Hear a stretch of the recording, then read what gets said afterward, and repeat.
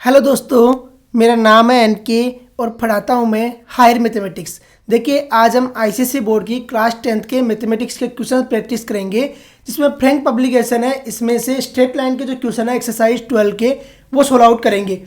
देखिए क्वेश्चन क्या बोल रहा है। क्वेश्चन नंबर 4, क्वेश्चन नंबर 3 तक हमने लास्ट लेक्चर में सोल्व आउट कर लिए। क्वेश्चन नंबर 4 देखिए क्या बोल रहा है।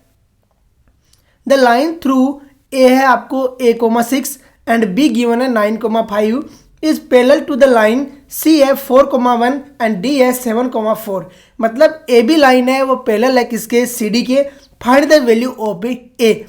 देखिए पैरेलल लाइन की आपको कंडीशन आनी चाहिए कि जो पैरेलल लाइंस होती है उनकी स्लोप होती है वो क्या रहती है, हमेशा इक्वल रहती है। और जो परपेंडिकुलर लाइन है उनकी स्लोप में क्या रिलेशन रहता है कि जो परपेंडिकुलर लाइन में अगर m1 और m2 दोनों की स्लोप है दो लाइन की, तो m1 into m2 equal to क्या रहता है, -1 रहता है। तो देखिए इसी के अंदर में क्वेश्चन को प्रैक्टिस करेंगे और सॉल्व आउट कर लेंगे।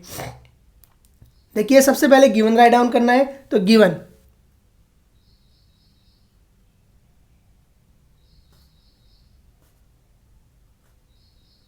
गिवन गिवन में क्या है, आपको एक ए पॉइंट गिवन है और कितना गिवन है, a,6 एंड बी गिवन है कितना, 9,5। यही है, ए और बी गिवन है। और क्या है, सी पॉइंट गिवन है 4,1 एंड डी पॉइंट गिवन है 7,4। 7 और कितना गिवन है, 4 गिवन है। सबसे पहले डायग्राम बनाना चाहो तो डायग्राम बना लीजिए। एक ए बी इसके पैरेलल दिखा दीजिए सी डी। बस डायग्राम में ये दिखाइए, आप एक ए बी बनाइए और एक क्या बनाओगे, सी डी बनाओगी। तो देखिए ये कोई ए बी लाइन है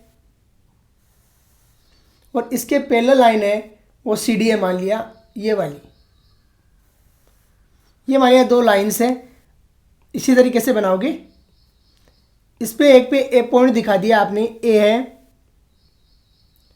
a,6 और ये बी पॉइंट है 9,5। दूसरा है सी है 4,1 और डी है 7,4। यही है। अब बोल क्या रहा है, एक बात ये भी बोल रहा ना, एंड ए बी पैरेलल है सी डी के। ये भी गिवन है। देखिए कैसे, the line through a,6 and B 9,5 is parallel to the line C है और डी है। तो ए बी और सी डी क्या है, पैरेलल है। अब लाइन लिखोगे, we know that the tangent of the parallel lines is always equal. तो नीचे लिखिए, we know that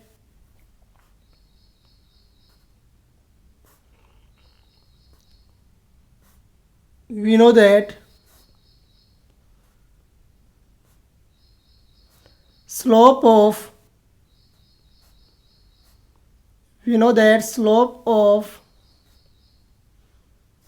parallel lines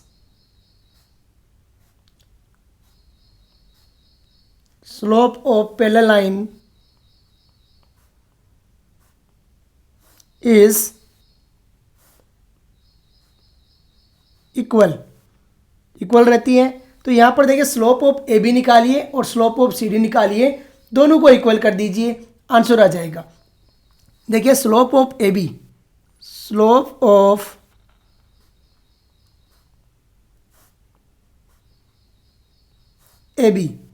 सबसे पहले ए बी की स्लोप निकालते हैं।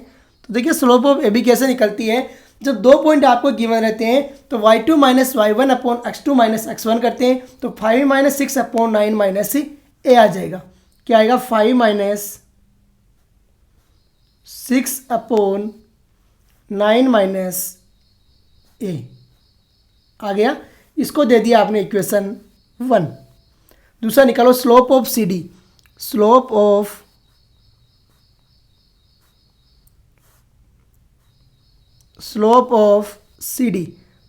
सी डी कैसे निकलती है, same y2 minus y one upon x2 minus x1। तो 4 minus 1 upon 7 minus 4, 4 minus 1 upon आ जाएगा 7 माइनस 4 और ये आ गई इक्वेशन 2।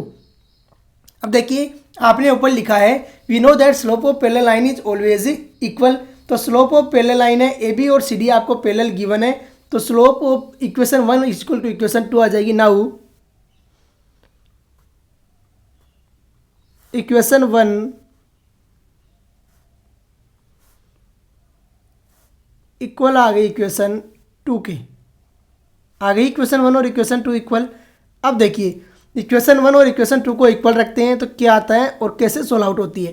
5 - 6 ऊपर है तो 5 - 6 अपॉन आ गया 9 - a, 9 - a is equal to 4 - 1 upon 7 - 4, तो 4 - 1 अपॉन 7 - 4 आ गया।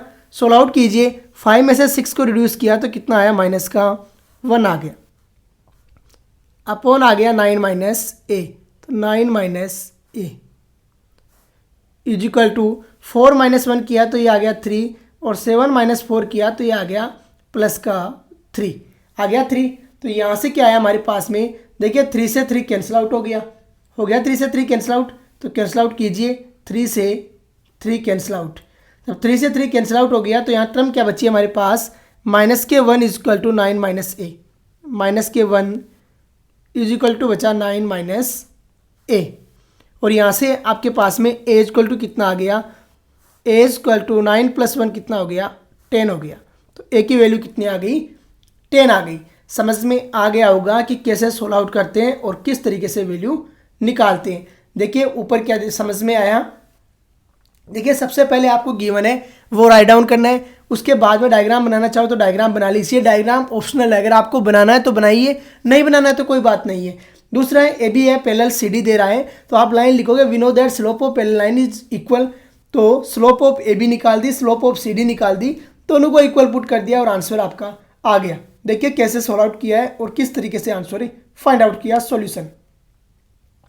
नेक्स्ट देखिए, the line through P4,3 Q8,1 is parallel to -2,5 और आपको क्या गिवन है, -2,5 और -2,5 और क्या है 4,b गिवन है। सेम टाइप का क्वेश्चन है, सॉल्व आउट करेंगे सॉल्यूशन।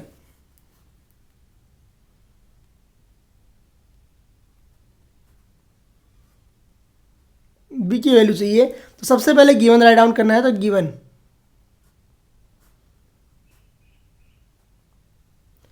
गिवन क्या आपको, P गिवन है 4,3 एंड Q गिवन है वो है 8,1, तो 8,1 R गिवन है एंड R गिवन है -2,5 और S गिवन है 4,b, यही गिवन है। लास्ट क्या गिवन है आपको, and P Q parallel given है आर एस के, तो पी क्यू पैरेलल है किसके, आर एस के, यही गिवन है। सबसे पहले आप बनाओगे डायग्राम और उसके बाद में सोल्व आउट करना स्टार्ट करोगे। तो डायग्राम देखिए कैसे बनता है और किस तरीके से सोल्व आउट होगा। एक लगाइए आप पी क्यू और दूसरी दिखाइए आप आर एस, इतना तो कर सकते हो। अरे पी क्यू और आर एस सिर्फ दिखाना है। एक आपने ले लिया यहाँ पर पी कोऑर्डिनेट और एक ले लिया आपने क्यू कोऑर्डिनेट, एक ले लिया आपने आर एस आर और दूसरा ले लिया एस। कोऑर्डिनेट लिखना चाहो तो कोऑर्डिनेट लिख सकते हो। डायग्राम है यहाँ पर ऑप्शनल होता है, एप्लीकेशन ऑफ ट्रिग्नोमेट्री की तरह नहीं है कंपलसरी, यहाँ ऑप्शनल है। पी आ गया आपका 4,3 और क्यू आ गया आपका 8,1, आर आ गया आपके पास -2,5 और एस आ गया आपके पास 4,b आ गया। इसमें किसी को डाउट? अब देखिए we know that slope of parallel line is always equal, या तो डायरेक्ट लिख दीजिए या पहले है आप पी क्यू की स्लोप निकाल लीजिए और आर एस की स्लोप निकाल लीजिए। Now here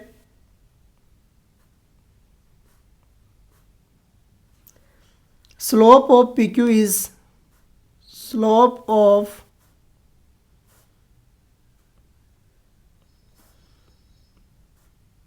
PQ is equal to, PQ की स्लोप क्या रहती है, y2 माइनस y1, तो 1 - 3 अपॉन x2 - x1, तो 8 - 4 आ गया।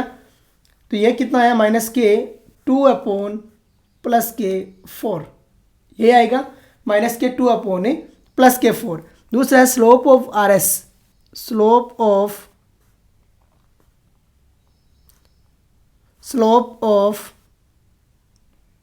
R S.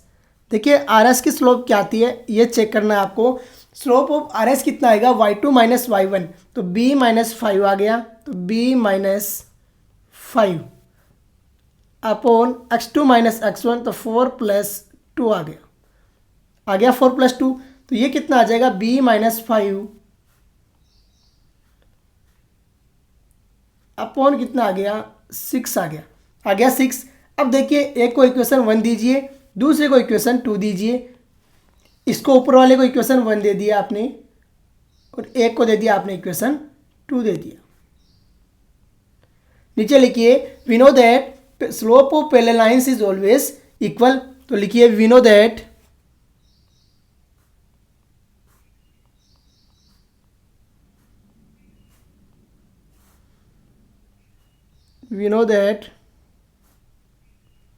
slope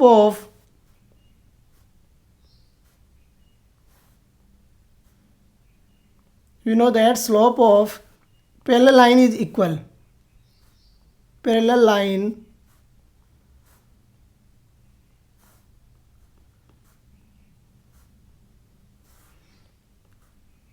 is equal, क्या रहता है स्लोप है वो पैरेलल लाइन की क्या रहती है इक्वल रहती है। तो बस ये कॉन्सेप्ट लगा दीजिए और सोल्व आउट कर दीजिए। तो देखिए स्लोप को पैरेलल लाइन इज इक्वल करते हैं तो क्या आता है -k2/4 है, तो ये बन गया -k1/2, -k1/2 is equal to आ गया b - 5/6 है, तो b - 5/6 आ जाएगा। यहाँ से सोल्व आउट करेंगे तो b की वैल्यू हमारे सामने रहेगी, तो -k6 is equal to 2b - 10 आ गया, 2b - 10, और यहाँ से b इज इक्वल टू आ गया 4/2, b इज इक्वल टू देखिए 10 - 6 हो जाएगा, तो 10 - 6 होता है 4, तो 4/2 कितना आ जाएगा b इज इक्वल टू 2 आ जाएगा सॉल्यूशन। देखिए समझिए कि कैसे सोल्व आउट किया है और किस तरीके से आंसर फाइंड आउट कर दिया। बस ध्यान आपको ये रखना है कि slope of parallel lines is always equal. देखिए अंडरस्टैंड करने की कोशिश कीजिए, ज़्यादा है वो लैंग्वेज लिखने में नंबर नहीं आते हैं, जो लिख रहे हो शॉर्ट एंड स्वीट लिखिए, इतना टाइम किसी के पास नहीं है कि एक एक लाइन आपका चेक कर पाएगा। नेक्स्ट क्वेश्चन देखिए क्वेश्चन नंबर 5। क्वेश्चन नंबर 5 क्या बोल रहा है द लाइन थ्रू ए है x,7 और b है 5,1 is perpendicular to the line given through c 4,3 and d -k2,5। अब की बार परपेंडिकुलर वाली कंडीशन लगेगी और सोल्व आउट हो जाएगा। तो देखिए कैसे करते हैं और किस तरीके से आंसर फाइंड आउट करते हैं सॉल्यूशन।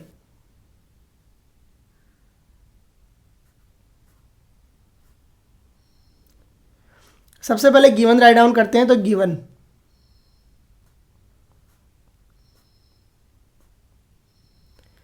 क्या है आपको, ए गिवन है x,7, तो x, है 7। दूसरा क्या गिवन है b गिवन है 5,1, 5 और 1। c गिवन है एंड c गिवन है 4,3 और d गिवन है -k2,5, यही गिवन है। और क्या गिवन है ए बी परपेंडिकुलर है सी डी के एंड ए बी परपेंडिकुलर है सी डी के, ये भी गिवन है। आ गया समझ में, बस इतना ही गिवन है हमें, ए बी परपेंडिकुलर है किसके सी डी के। अब देखिए डायग्राम बनाइए, थोड़ा सा अट्रैक्टिव लगता है कि कैसे आप सोल्व आउट कर रहे हो और क्या आंसर फाइंड आउट कर रहे हो। अब देखिए डायग्राम बनाते हैं, तो ये आ गई आपकी लाइन,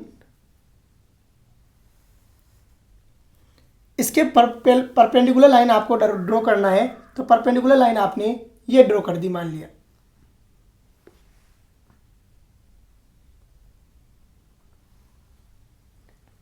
ये इसके परपेंडिकुलर लाइन आपने ड्रॉ कर दी। अब देखिए परपेंडिकुलर लाइन आ गई, ए बी आ गई और सी डी आ गई। एक को आपने ए पॉइंट दे दिया, एक को आपने बी पॉइंट दे दिया, एक को आपने सी पॉइंट दे दिया और एक को आपने डी पॉइंट दे दिया। कोई दिक्कत यहाँ तक? ए है आपका x,7 है तो x,7। बी आपका है 5,1 है तो 5,1। डी आपका गिवन है -2,5 है तो -2 कोमा दे दिया 5, कोई दिक्कत। और सी पॉइंट आपका गिवन है वो 4,3 है। देखिए ये रफ डायग्राम है, ज़रूरी नहीं है ए बी लाइन के ऊपर हो सी। 4,3 ये ज़रूरी नहीं है कि ए बी लाइन के ऊपर हो, कहीं भी हो सकता है। तो ये 4,3 आ गया। अब देखिए यहाँ पर सोल्व आउट करते हैं हम आसानी से और एक वैल्यू फाइंड आउट करते हैं। तो सबसे पहले इनकी स्लोप निकालिए और फिर सोल्व आउट करना स्टार्ट कीजिए। तो स्लोप ऑफ ए बी कितनी आती है और स्लोप ऑफ सी डी कितनी आती है। Here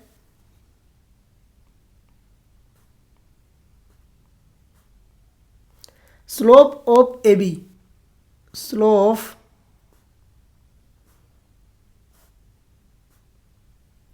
of A B is equal to क्या रहती है, y2 माइनस y1, तो 1 - 7 आ जाएगी। तो 1 - 7 अपॉन x2 माइनस x1, तो 5 - x आ जाएगी। 5 - x, और इसको दे दिया आपने इक्वेशन 1 दे दिया। दूसरा स्लोप ऑफ सी डी, तो slope of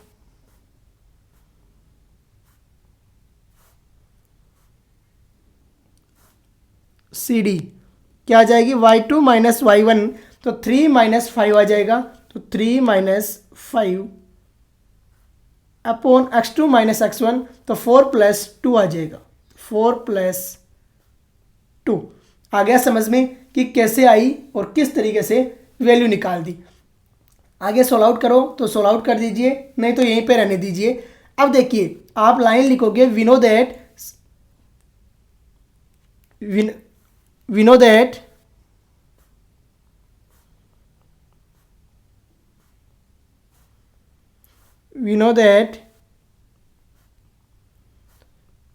if two perpendicular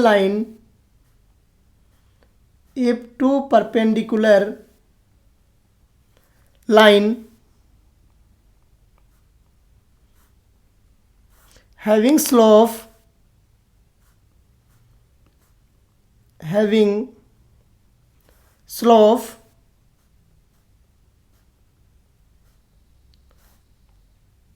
m1 and m2, then अगर दो परपेंडिकुलर लाइन है और उनकी स्लोप m1 एंड m2 है, तो क्या रहता है, m1 into m2 is equal to होता है -1।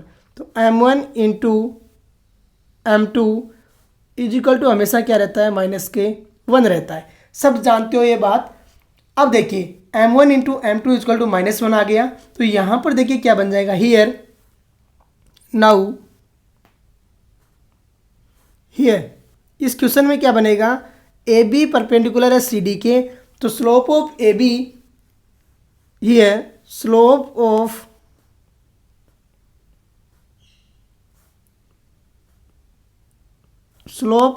ए B into C D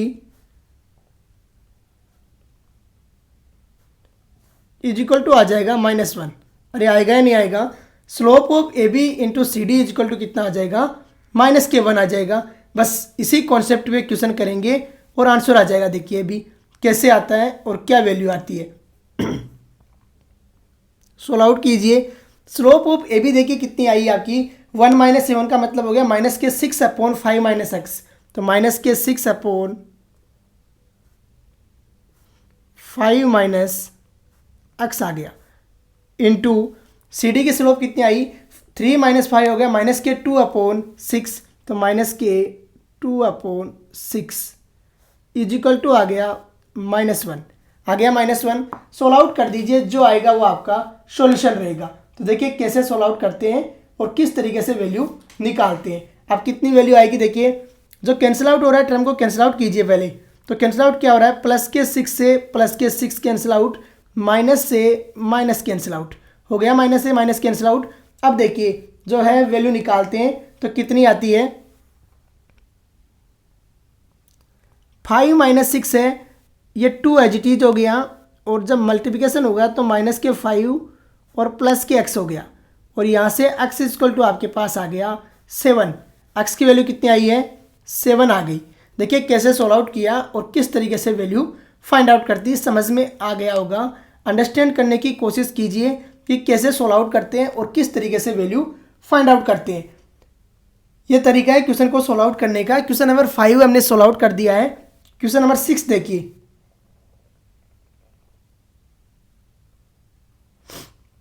question number 6 का फर्स्ट क्या बोल रहा है आपको? 6 का फर्स्ट बोल रहा है इफ ए है p, -1, b है 3, -8 एंड c है 5, 6 are collinear, find the value of p। Collinear का मतलब होता है एक ही लाइन में, तो एक ही लाइन में है तो वो पैरेलल है, और एक ही लाइन की टेंजेंट क्या रहती है? हमेशा बराबर रहती है, मतलब स्लोप क्या रहती है? बराबर रहती है। तो इसी के बेस्ड ये क्वेश्चन है। तो देखिए कैसे सॉल्व आउट करते हैं। सॉल्यूशन,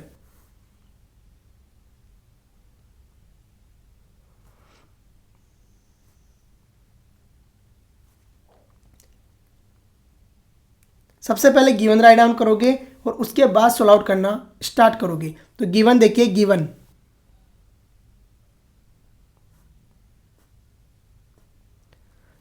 ए के कोऑर्डिनेट गिवन है ए, और कितना गिवन है? p, -1। दूसरा b गिवन है, और कितना गिवन है? 3, -8, और c गिवन है 5, 6। आ गया। दूसरा क्या गिवन है? a, b and c are collinear, a, b and c are collinear,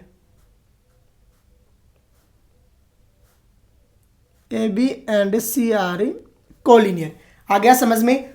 अब देखिए सबसे पहले बनाइए डायग्राम और फिर सॉल्व आउट करना स्टार्ट कीजिए। डायग्राम कैसे बनेगा ये आपको ध्यान देना है कि डायग्राम कैसे बनाया जाएगा।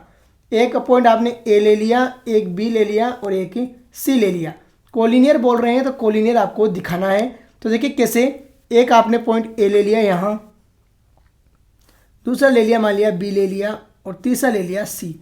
कोलिनियर का मतलब है एक ही लाइन में, तो ए के कोऑर्डिनेट आपको गिवन है p, -1, बी के गिवन है आपको 3, -8, और सी के पॉइंट गिवन है आपको 5, 6। आ गया समझ में? अब देखिए इनकी स्लोप क्या रहेगी? सेम सिमिलर रहेगी। तो लिख दीजिए नीचे, we know that the slope of A B is equal to हो जाएगा slope of B C. Reason लिख दीजिए collinear. We know that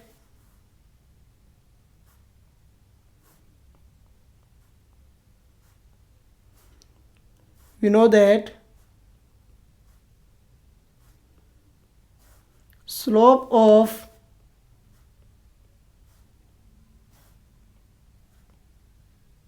AB is equal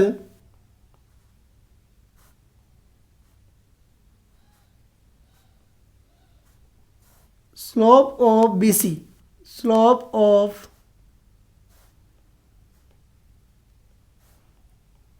BC due to collinear, due to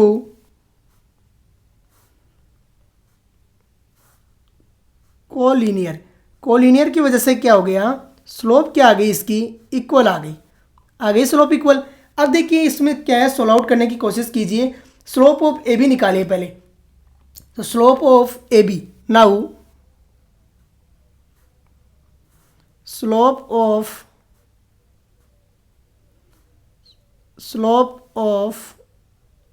A B is equal to क्या रहती है? देखिए slope of A B क्या रहती है हमेशा? y2 - y1, तो माइनस के 8 प्लस का 1 हो जाएगा, तो माइनस के 8 + 1, माइनस माइनस प्लस हो गया, अपॉन x2 - x1, तो 3 - p आ गया। इसको दे दिया आपने इक्वेशन 1। दूसरा देखिए slope of B C, slope of